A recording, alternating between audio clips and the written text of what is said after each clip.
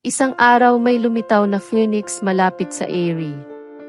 Siya ay isang napakatanda at matalinong ibon at hindi nagtagal ay nakipagkaibigan sa phoenix na napakamapagmasid din. Napansin niya na ang mga hayop sa kagubatan ay palaging naghahanap ng kanyang bagong kaibigan upang humingi ng pabor. Tulad ng oso na humiling na lumipad ng mataas at tingnan kung mayroong isang pamamaril para sa kanya sa malapit, o ang elepante na tamad na maglakad sa malayo upang suriin kung ang lawa ay puno ng tubig. Mabilis at maagap niyang pinaglingkuran ang lahat. Ngunit minsan iniisip niya sa sarili na napapagod na siya. Ngunit hindi ganoon kasarap maglingkod sa iba. Ano ang iisipin ng lahat sa kanya sa isang pag-uusap? Nagsimulang makipagtalo ang phoenix sa agila tungkol sa kahalagahan ng pagsasabi ng hindi. Sinabi niya na ang kanyang kaibigan ay napakatigas ng ulo at palagi niyang ginagawa ang lahat ng hinihiling ng ibang mga hayop.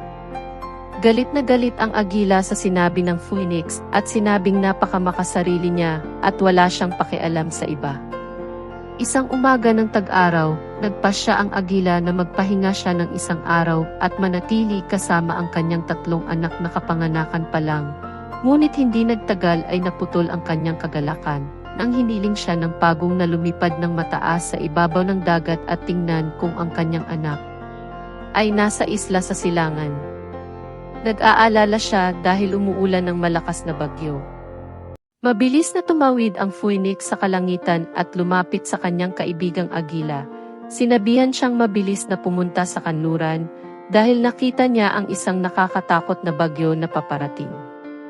Sinabi rin niya na dapat nilang alisin ang mga tuta sa lugar na iyon dahil hindi ito magiging ligtas para sa kanila.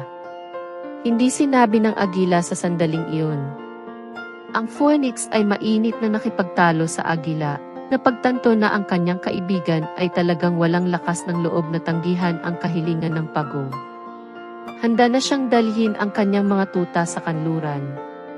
Pagkatapos, pupunta doon ang inang agila at hahanapin sila, ngunit iginiit ng ibon na babalik siya ng napakabilis. Nagpasalamat siya sa kanyang kabaitan at iniwan ang mga ibon sa pugad. Habang lumilipad pa silangan ang agila, hindi na niya nakikita, dahil ang mabibigat na patak ng tubig ay lumabo ang kanyang paningin.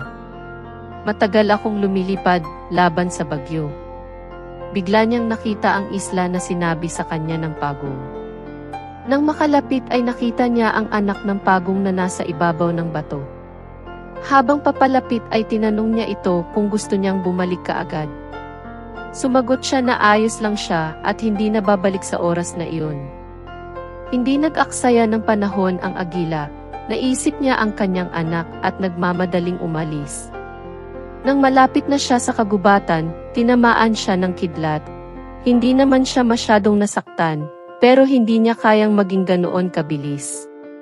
Paglapit niya sa kinaroroonan ng kanyang mga sisiw, nakita niyang wala na ang pugad sa tuktok ng puno. Siya ay naging desperado at sinubukang lumipad ng mas mabilis.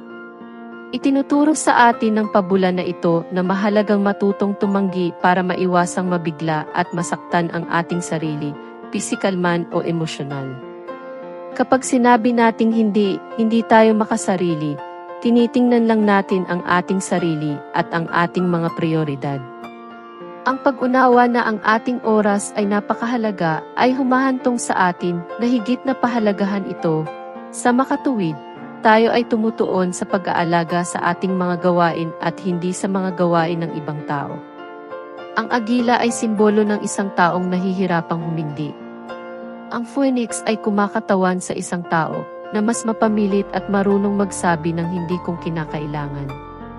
Ang salungatan sa pagitan ng dalawang ibon ay kumakatawan sa panloob na pakikibaka na maaari nating harapin kapag sinusubukang matutong tumanggi. Sa loob natin ay mayroong matigas ang ulo at mahiyain na panig na kadalasang pumipigil sa atin na tanggihan ang mga kahilingan ng iba, ngunit mayroon din tayong paninindigan at responsableng panig na tumutulong sa atin na tumanggi kung kinakailangan.